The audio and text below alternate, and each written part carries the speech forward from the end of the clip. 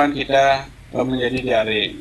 Jadi intinya adalah kualitatif itu bertujuan untuk menentukan ada atau keberadaan sebuah mikroorganisme, dan lebih banyak digunakan untuk menentukan atau menyelidiki apakah ada bakteri patogen atau bakteri penyebab atau penyebab penyakit.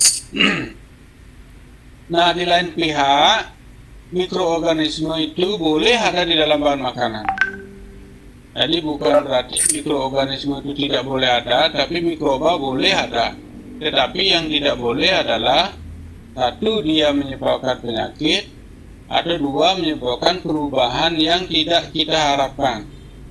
Jadi misalkan kalau adik-adik membeli bahan makanan, maka apalagi membeli bahan makanan di pasar, beli daging gitu misalnya, maka hampir dipastikan mengandung mikroorganisme.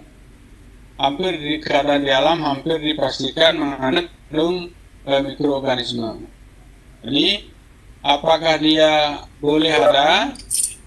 Dia boleh ada, tetapi satu, dia tidak boleh menyebabkan kita sakit, atau tidak boleh menyebabkan bahan makanan menjadi rusak ya. Jadi mikroba itu kalau dia ada pada populasi tertentu, dia akan menyebabkan bahan makanan menjadi rusak atau menjadi basi istilahnya ya. Jadi bahan makanan bisa berlendir, bisa berbau asam, bisa warnanya tidak bagus ya, kemudian lengket dan lain sebagainya. Jadi analisis kuantitatif itu untuk menentukan keberadaan atau jumlah yang tidak boleh dilampaui atau tidak boleh dilebihi, karena kuantitatif itu biasanya terkait dengan standar kualitasnya. Misalkan apakah daging boleh mengandung mikroba? Boleh, tapi jangan lebih dari 100 juta gitu misalkan, atau 10 pangkat 8. Kenapa? Karena kalau sudah melebihi 10 pangkat tertentu ya, pangkat 6 gitu misalkan, maka daging sudah mulai lengket, mulai berlendir ya. Jadi dia boleh ada, tetapi tidak boleh melebihi jumlah tertentu. Nah, untuk itu kita harus menghitung untuk selalu mematuhi kriteria atau mematuhi standar cemaran atau standar kualitas mikrobiologis terkait dengan bahan makanan atau lingkungan yang lainnya. Jadi analisis kuantitatif itu untuk menentukan jumlah yang tidak boleh dilampaui atau jumlah yang menyatakan tingkat infeksi. Misalkan kalau ada orang merasa sudah demam, kemudian tidak bisa mempengaruhi, maka diteslah viral load, jadi jumlah virus yang ada di dalam tubuh kita. Jadi tidak boleh, kalau dalam konteks bahan makanan tidak boleh melampaui. Nah, untuk menentukan atau menghitung jumlah mikroba itu berbagai cara dilakukan. Jadi untuk menghitung mikroba maka kita menggunakan media-media perumahan. Jadi untuk menghitung mikroba itu ada beberapa cara yang kita sebut dengan secara langsung atau secara tidak langsung. Secara langsung adalah menghitung jumlah mikroorganisme yang tumbuh, yang kita tumbuhkan. Ya.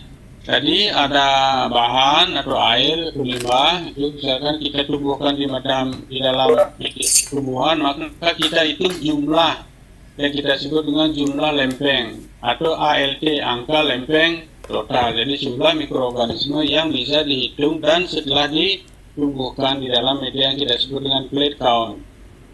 Atau bisa dihitung dengan teknik penyaringan. Jadi ada filter yang digunakan untuk menyaring. Misalkan kalau mikroba yang jumlahnya sedikit, misalkan mikroba dalam air laut misalkan yang jumlahnya sangat sedikit ya, maka dia akan harus disaring, dipekatkan. Kemudian setelah itu ditumbuhkan.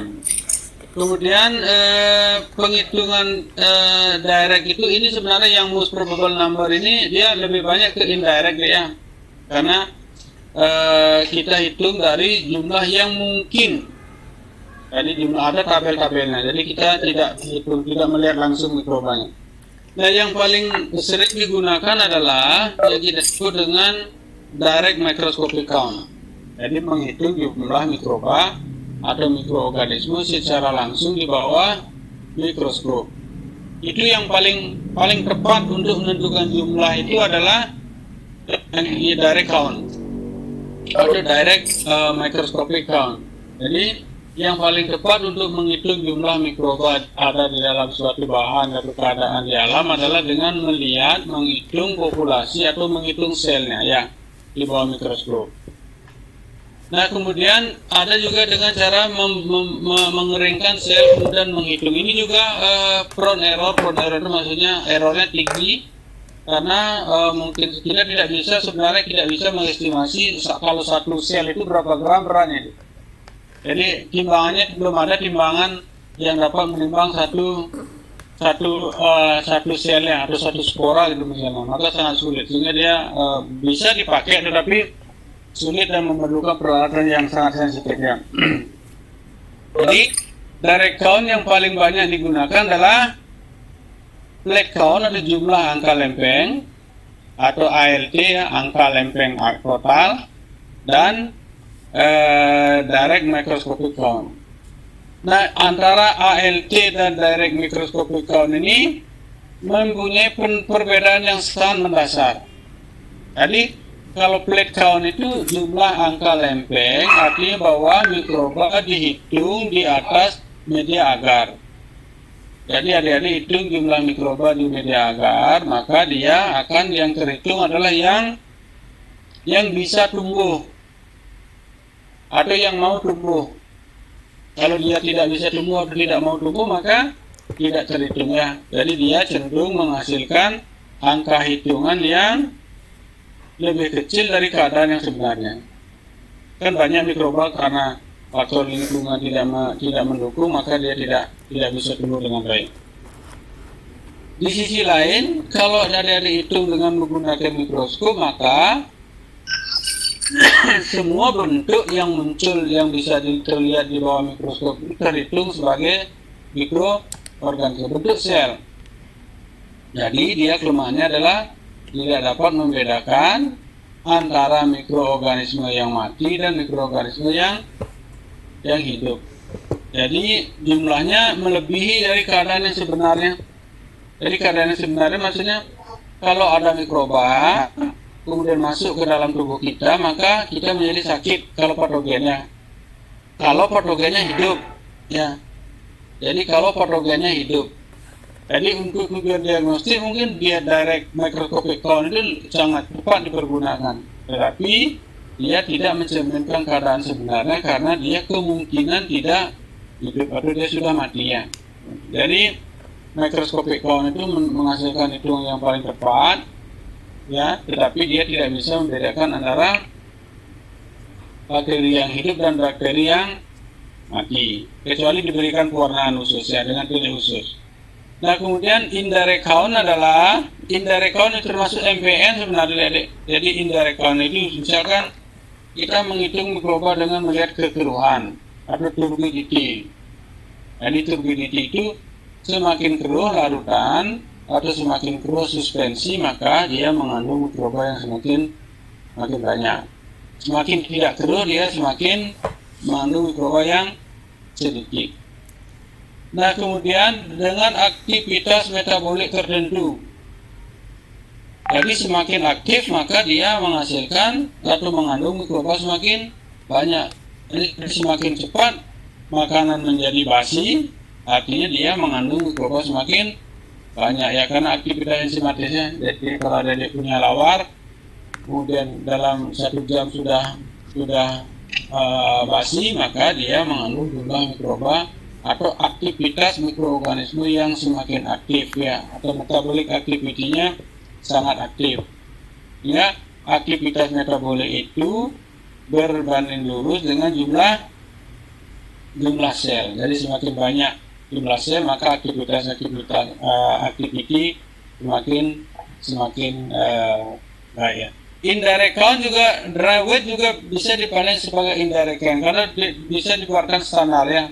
Jadi kurva standar itu X sama dengan Y sama dengan AX plus B gitu misalkan. Jadi adik bisa hitung. Kalau dia beratnya atau X-nya beratnya sekian nanogram, maka dia equal setara dengan berapa sel. Itu indirect ya. Itu hanya dugaan. Yang dalam tanda petik harus dibuktikan secara ilmiah karena satuan sel itu sangat sulit ditimbang. Nah, untuk menghitung mikroba, maka adik-adik satu bisa melihat tadi, dua dengan menggunakan media pertumbuhan. Jadi yang paling sering digunakan adalah karena kalau bahannya yang padat itu sulit melihat mikrobanya, harus diencerkan, dibawa ke cairan, itu sehingga sulit. Sehingga lebih banyak menggunakan medium percobaan atau ditumbuhkan di media agar kemudian yang tumbuh dihitung. Nah, di dalam menghitung mikroba atau menumbuhkan mikroba itu ada dua media yang secara umum digunakan, yang kita sebut dengan media umum dan media spesifik. Media umum itu artinya bahwa mediumnya atau tempat pertumbuhan itu mengandung sebagian besar sumber karbon atau mengandung sumber karbon dan lingkungan pertumbuhan yang mendukung pertumbuhan sebagian besar mikroorganisme. Sehingga adik-adik menghitung mikroorganisme yang tumbuh dengan menggunakan media umum. Jadi media umum itu artinya bahwa dia bisa ditumbuh oleh semua mikroba. Baik mikrobanya kamir, bakteri, atau kamir, atau kapang. Jadi mikroba itu secara garis besar bisa dibedakan menjadi tiga ya, bakteri, kamir, dan kapang. Virus juga bisa dihitung, tapi virus itu harus dihitung menggunakan media khusus, lebih khusus lagi ya, karena virus kan bisanya tumbuhnya dia perlu host. Jadi virus biasanya ditumbuhkan di bakteri. Jadi virusnya numpang dengan bakterinya, nah kemudian dihitunglah berapa yang ada atau berapa bakteri yang ditumpangi oleh virus. Jadi kita menghitung viral load itu atau virus secara dengan menggunakan media percobaan harus menggunakan host, harus menggunakan inang. Nah, medium yang paling sering dipergunakan adalah yang kita sebut dengan plate count agar. Jadi menghitung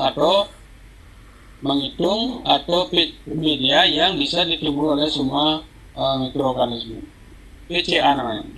Jadi agar yang digunakan untuk menghitung jumlah yang tumbuh pada cawan petri atau pada plate. Nah, kemudian media spesifik adalah medium yang dipergunakan untuk menumbuhkan mikroorganisme yang sangat khas atau tertentu. Jadi syaratnya dia mengandung sumber karbon yang tidak dapat dimetabolisme oleh mikroorganisme lain, tetapi dia hanya dapat dimetabolisme oleh mikroorganisme tertentu ya. Jadi dia hanya dapat dimetabolisme oleh mikroorganisme yang tertentu, sehingga sangat khas. Ini kita sebut dengan media spesifik. Atau mediumnya diberikan zat penghambat, bukan zat antibiotika tertentu yang dapat membunuh mikroorganisme lain selain mikroorganisme yang kita inginkan. Kemudian menggunakan atau ditambahkan dengan zat tertentu yang dapat memberikan warna tertentu diakibatkan oleh aktivitas enzimatis.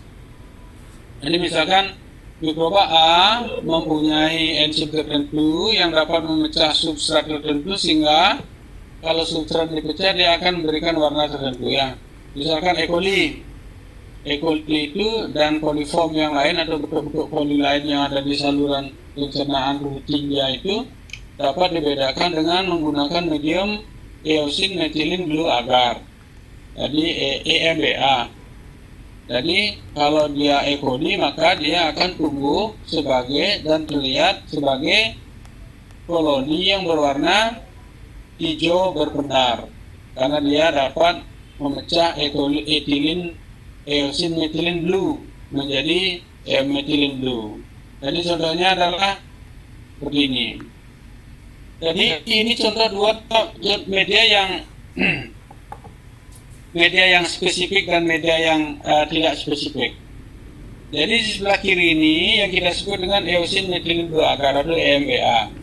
Nah, kalau ada E. coli ada gores atau tumbuhan di cawan petri ini, maka dia akan kelihatan warnanya hijau dan berpendar metalik seperti ini. Jadi hijau metalik. Tetapi E. coli juga adik-adik bisa tumbuhkan di media lain yang kita sebut dengan McConkey agar. Nah, McConkey agar ini menggunakan substrat laktosa. Jadi, kalau ada bakteri yang dapat memetabolisme laktosa, maka dia akan tumbuh. Kalau laktosa dimakan oleh bakteri, maka dia akan terbentuk asam. Sehingga dari mediumnya yang tidak berwarna atau kolores atau berwarna sedikit merah ini, dia koloninya akan berwarna pink karena pH-nya asam. Merah itu pH-nya asam. Tuh. Nah, kemudian ini juga seperti tadi ditambahkan zat tertentu yang dapat menghambat. Jadi ditambahkan zat tertentu yang adanya zat yang dapat menghambat pertumbuhan mikroba lain. Jadi bakteri pembentuk laktosa itu banyak. Bakteri yang dapat memecah laktosa itu banyak. Tetapi di medium ini ditambahkan asam empedu yang sangat tinggi. Asam empedu itu adalah komponen yang zat yang sangat mempunyai antimikrobial yang sangat tinggi, yang banyak terdapat di saluran pencernaan. Sehingga mikroorganisme yang bukan berasal dari saluran pencernaan dia tidak bisa tumbuh. Sehingga ini kemungkinan besar banyak mikroba yang ada di saluran cerna di feses itu bisa tumbuh. Sehingga kita tidak bisa membedakan apakah dia E. coli apa non E. coli. Tapi setelah tumbuh di sini adik-adik pindahkan ke EMBA, maka dia akan berwarna hijau metalik, itu baru E. coli ya. Jadi seperti tadi, dia ditambahkan sesuatu yang dapat memberikan warna atau ditambahkan sesuatu yang dapat menghambat pertumbuhan mikroorganisme lainnya. Jadi ditambahkan antibiotika atau ditambahkan asam-asam tertentu atau bahan-bahan kimia tertentu. Nah, ini contoh ya, seperti tadi ditambahkan sesuatu yang dapat memberikan warna tertentu. Jadi ini dikembangkan yang kita sebut dengan chromogenik media. Jadi media chromogenik. Di media chromogenik media itu adalah medium yang dipergunakan untuk menumbuhkan mikroba yang nanti kalau dia tumbuh akan memberikan warna tertentu ya. Misalkan kalau dia salmonella, maka dia akan berwarna pink. Kalau dia proteus akan berwarna seperti ini, warna coklat. Kalau hitam maka apa? Kemudian kalau pink ini Shigella berwarna ini. Kemudian kalau merah berarti E. coli begitu. Jadi chromogenik agar itu adalah media yang ditambahkan zat warna. Yang nanti kalau mikrobanya ada, maka mikroba yang ditargetnya ada, maka dia atau dengan target mikroorganisme dapat memetabolisme zat warna itu. Ini contohnya. Jadi ada zat warna yang awalnya tidak berwarna, colorless, tapi manakala dia dipecah oleh enzim tertentu pada mikroba, dia akan berwarna biru. Jadi beta galaktosidase atau enzim tertentu misalkan yang dapat memotong ikatan glikosida O dan C di sini di tanah merah pernah ini maka akan zat warna yang tidak berwarna ini akan pecah dia menjadi bentuk struktur yang seperti yang sebelah kanan ini. Nah, kalau ini zat warna ini dipecah oleh E. coli, maka E. coli ini akan berwarna biru karena dia dapat memecah bagian yang zat warna yang piran ini menjadilah dia beberapa senyawa yang nanti berwarna ungu, berwarna biru. Sementara yang lainnya akan tetap berwarna merah. Sehingga dengan zat warna yang kita sebut dengan enzimatic chromogenik substrat atau substrat yang dapat dipecah oleh mikroorganisme sebagai tertentu yang nanti dia memberikan warna yang tertentu pula. Jadi enzimatic chromogenik itu banyak ya, berbagai jenis. Makanya adik-adik tadi saya perlihatkan ada yang berwarna macam-macam ya. Karena dia mempunyai atau menggunakan zat kromogen yang berbeda. Ini sama dengan yang tadi. Ini yang mirip dengan yang bawah ini kita sebut dengan X-gal. Ini sama sebenarnya yang bawah itu. yang ini sama dengan yang ini dia X-gal namanya. Jadi ada enzim beta galaktosidase yang dapat memecah ikatan glikosidik yang seperti yang C dengan NO, yang ini disebut dengan beta glikosidik ya. Sehingga ini dipecah oleh enzim beta galaktosidase yang ada di tubuh E. coli. Sehingga ini pecah menjadilah dia kromogen atau bromo 4 kloro hidro indol ya. Jadi indol inilah yang nanti berwarna biru ya, seperti adik-adik lihat ini ya. Itu namanya kromogen enzimatik ya. Jadi banyak jenis-jenis zat kromogen. Jadi untuk kandidat tertentu yang dapat menyebabkan penyakit ya. Jadi ada penyakit keputihan gitu misalkan yang disebabkan oleh kandidat, bisa dicek dengan menggunakan kromogen agar ya. Jadi ada kandida cruzi, kandida glabrata, kandida macam-macamnya, kandida amblikan misalkan, yang sering menyebabkan nih albikannya yang hitam. Jadi ini umumnya digunakan untuk diagnostik keberadaan patogen pada orang yang menderita penyakit. Nah, untuk menghitung beberapa mikroorganisme diperlukan media yang untuk golongan tertentu. Jadi misalkan kalau kita ingin menghitung bakteri, maka medianya jangan gunakan media untuk kapang, karena bakteri tidak akan bisa tumbuh. Atau kalau kita ingin menghitung kapang, jangan gunakan medium yang digunakan untuk bakteri dan sebaliknya ya. Sehingga golongan bakteri tertentu itu memerlukan media tertentu. Jadi kalau kapang kita sebut dengan potato dextrose agar, jadi agar yang dibuat dengan ekstrak kentang. Kalau kita ingin menghitung yeast, kita gunakan malt ekstrak agar atau agar yang dibuat dengan menggunakan ekstrak malt. Ada bakteri kita sebut dengan nutrien agar. Jadi kalau spora tidak bisa jarang dihitung dengan menggunakan media, tapi dia dihitung langsung dengan secara mikroskopik. Jadi dihitung langsung dengan menggunakan mikroskop. Nah, spora akan terlihat bening-bening seperti ini. Nah, jadi kalau diberikan warna, dia akan berwarna tertentu ya. Kalau dia tidak diberikan warna, dia akan nampak biru. Jadi untuk penghitungan secara umum media itu kira-kira yang media spesifik dan media umum.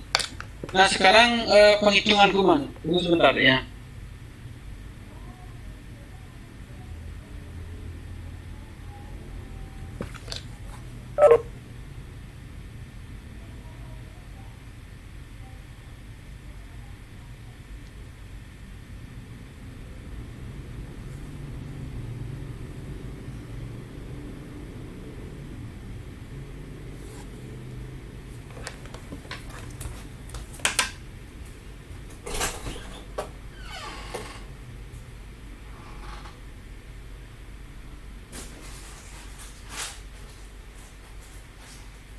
Nah, untuk menghitung jumlah, tadi kan menghitung jumlah itu bisa menggunakan mikroskop atau direct microscopic count, atau dengan menggunakan angka lempeng agar atau ALT.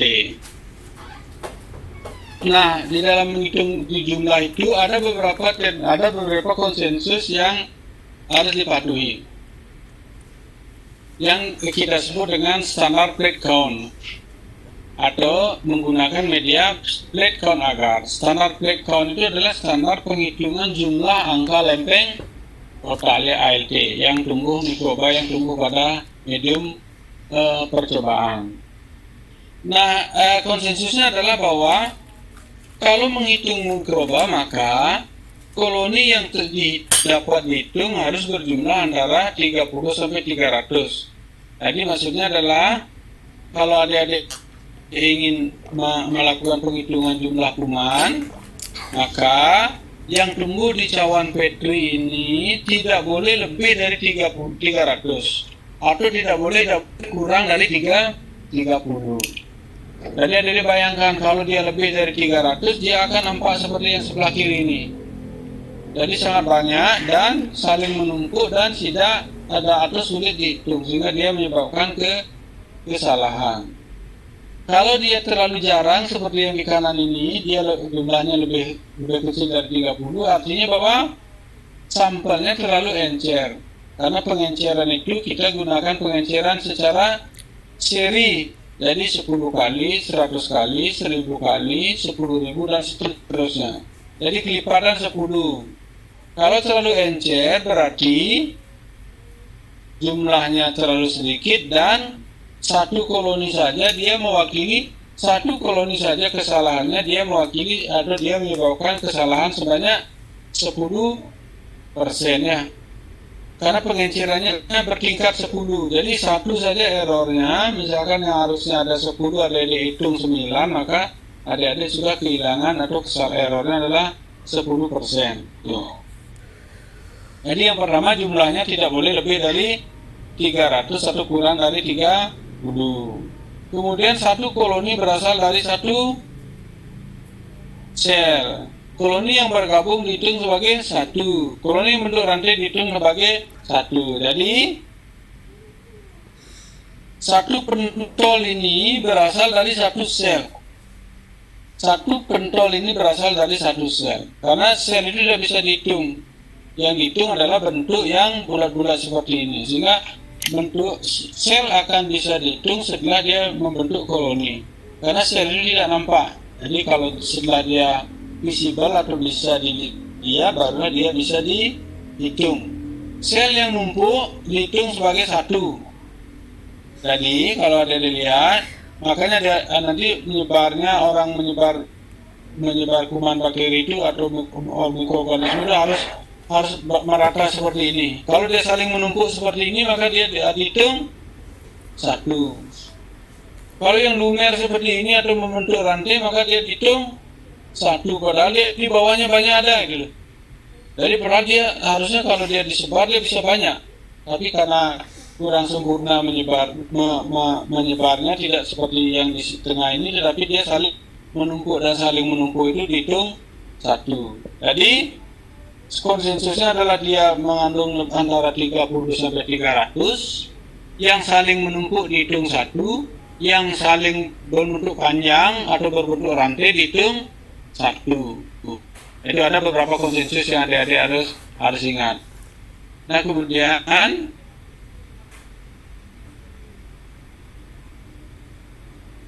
harus mengikuti dihitung sebagai dua angka. Misalkan jumlah kumannya berapa? 1000 itu bisa. Jadi tidak boleh 1000.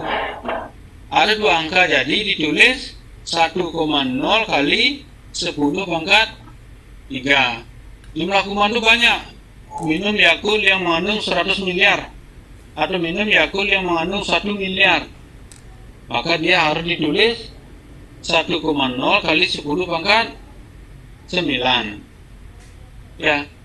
Jadi minum makanan yang mengandung 10 juta sel, maka dia dihitung mengandung 1,0 kali 10 pangkat 7. Jadi kalau mengandung 10 sel atau 10 CPU ditulis 1,0 kali 10 pangkat 1. Kalau 100 1,0 kali 10 pangkat 2 ya. Kalau 150 1,5 kali 10 pangkat 1 ya. Ya 10 pangkat 2 ya. 150 kan 1,5 kali 10 pangkat 2 ya. Kalau 1500 1,5 kali 10 pangkat berapa? 1500 4 ya, 10 pangkat. Oke, 1500 10 pangkat 4 ya, 1,5. 10 pangkat 3, sorry. Tuh.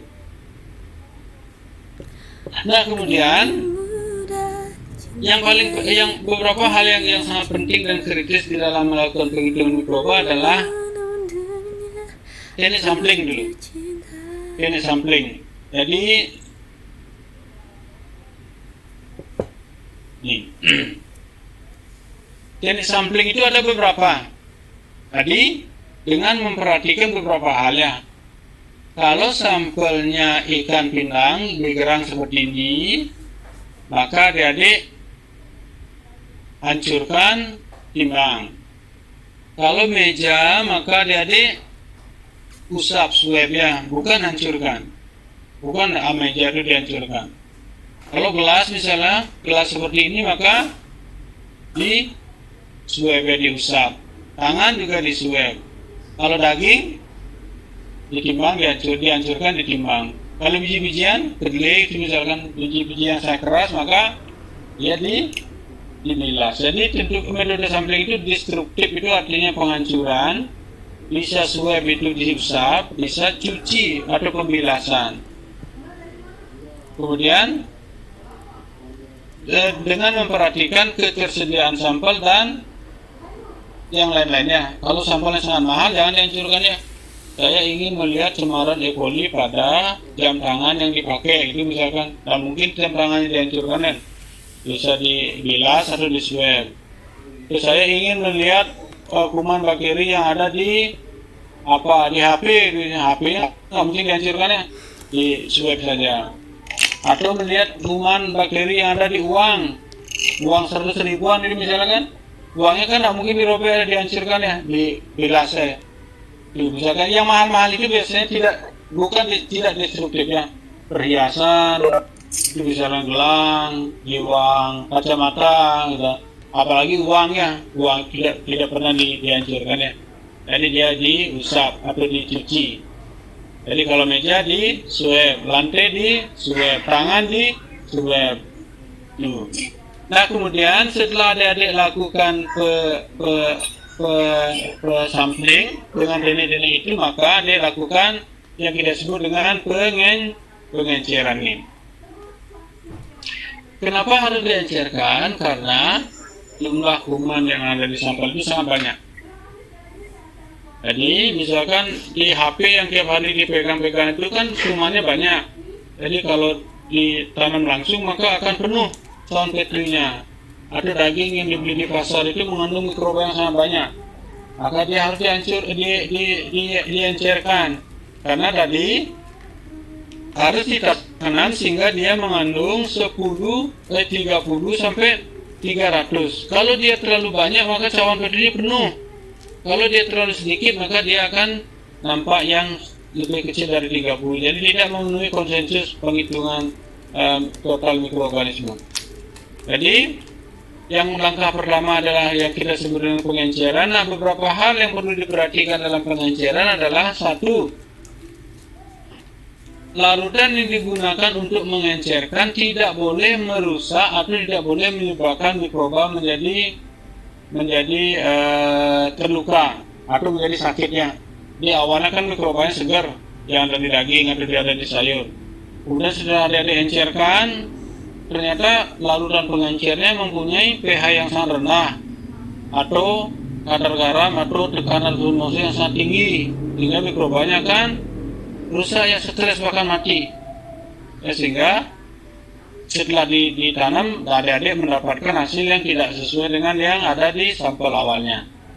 Sehingga yang pertama yang harus diperhatikan adalah gunakan larutan pengencer yang tidak merusak atau menghambat pertumbuhan mikroba atau menyebabkan mikroorganisme injuri ya, rusak selnya. Itu bisa akibat pH yang ekstrim atau tekanan hormose yang terlalu tinggi atau terlalu rendah. Kalau terlalu rendah, selnya akan kegemukan ya, menyerap sel. Kalau terlalu tinggi, selnya akan kering ya, karena tekanan hormose terlalu hypertonis. Sehingga yang paling sering digunakan adalah yang kita sebutkan larutan salin. Jadi larutan yang mengandung 0,85% NaCl. Jadi larutan garam fisiologis. Jadi larutan garam yang mempunyai tekanan osmosis sama dengan tekanan osmosis itu plasma, sehingga sel tidak menyerap sel atau sel tidak menyerap air atau sitoplasma tidak keluar sel, sehingga sel dalam keadaan yang tetap sehat. Nah kemudian pengenceran itu harus dilakukan secara bertahap. Jadi misalkan kalau pengencerannya 1 juta kali, maka adik-adik tidak boleh mengambil 10 mili atau 1 mili ditambahkan dengan 999 ml pengencer. Itu errornya akan sangat tinggi. Jadi atau 1 liter ditambahkan dengan 999.909 liter. Jadi dia terlalu ekstrim, jadi errornya akan sangat tinggi. Sehingga pengenceran itu harus dilakukan secara bertahap. Tahapnya adalah 10 kali, tenfold, jadi kelipatan 10 ya. Jadi kalau ini misalkan sampel berasal dari swab alat bedah atau swab piring atau di restoran atau swab lantai gitu, misalkan IKM inspeksi cemaran patogen pada lantai puskesmas itu misalkan di swab, kemudian ditambahkan pengencer, kemudian diencerkan per 10 kali kelipatan 10 lipat. Jadi kalau di sini diambil 1 mili, maka adik-adik tambahkan 9 ml larutan salin, sehingga 1 ditambah 9 jadi 10, 1 per 10. Jadi di sini adalah pengencerannya 10 kali. Kemudian diambil 1 ml dari sini, dari yang 10 kali dibawa ke larutan pengencer 9 ml. Jadi dia menjadi 100 kali ada 10 pangkat 2 atau 10 pangkat minus 2 gitu misalnya kita tulis. 10 pangkat minus itu artinya pengencerannya 1/10 plus. Jadi kalau 1 kali 10 min 2 itu artinya diencerkan 100 kali atau konsentrasinya 1/100 dari konsentrasi di sebelumnya. Jadi begitu seterusnya.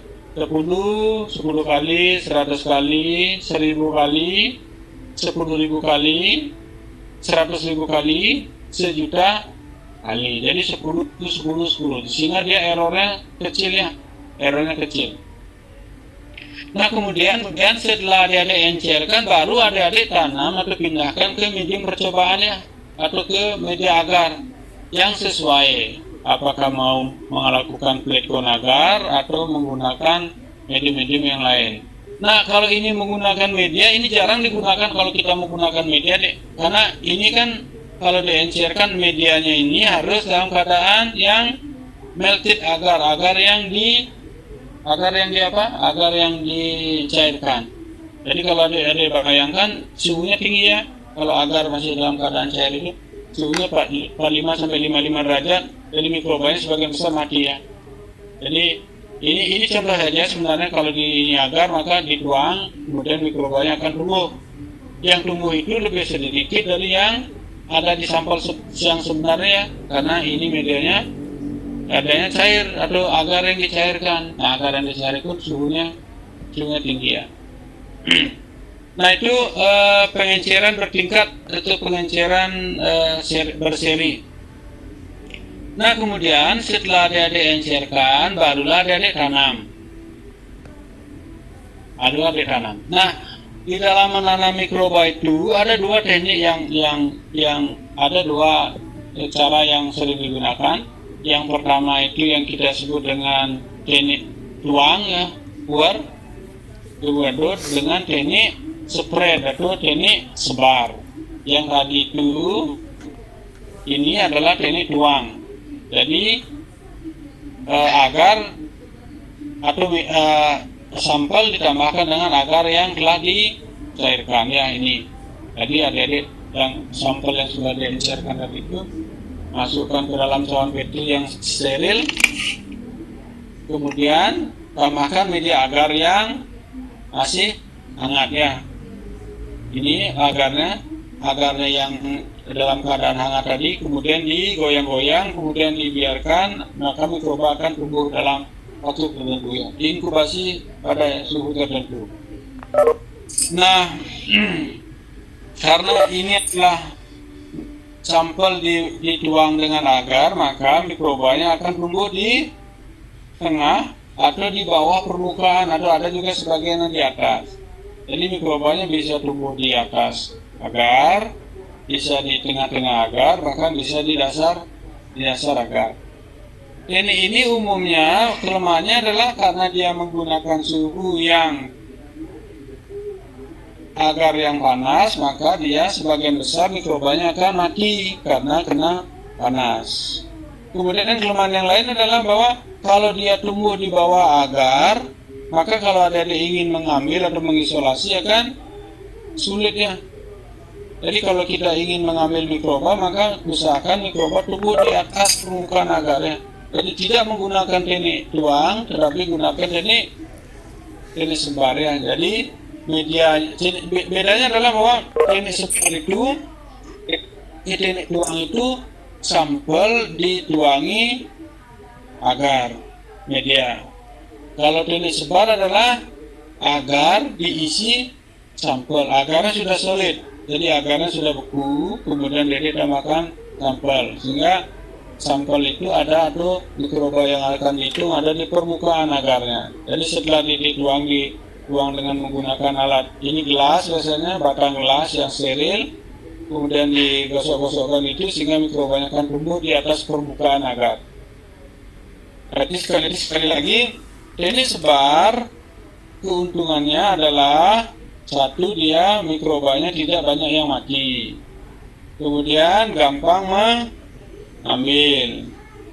Kelemahannya adalah medianya harus disiapkan sehari sebelumnya ya, beberapa saat sebelumnya, sehingga agarnya sudah padat ya. Agarnya harus padat terlebih dulu, jadi ada waktu yang diperlukan untuk menyiapkan media sebelumnya.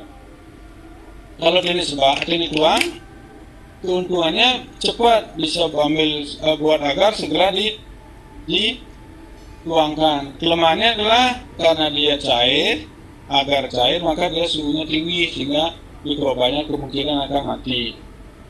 Nah, kemudian kelemahan yang lainnya adalah bahwa mikroorganisme itu tumbuh di atas permukaan yang di dasar dan sulit mengambilnya. Kalau misalkan ada ingin mengambil mikroba yang ada di dasar agar, ada di bagian bawah daripada media agar, maka dia akan sulit mengambilnya ya. Sehingga sulit melakukan isolasi.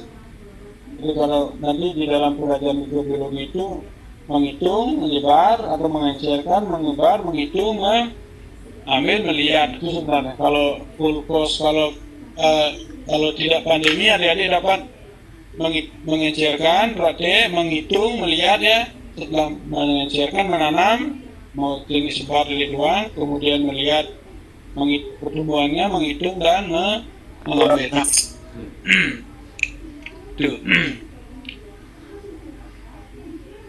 Nah, kemudian itu kalau menggunakan media agar ya, jadi kita bisa hitung setelah dia tumbuh di permukaan agar. Nah, kalau adik-adik gunakan secara indirect adalah dengan menggunakan alat yang namanya spektrofotometer yang ini ya. Ini. Jadi spektrofotometer itu prinsipnya adalah dengan membaca sinar yang diteruskan atau sinar yang dihambat. Jadi kalau ini adalah bacterial suspension atau suspensi bakteri, maka kalau dia tidak mengandung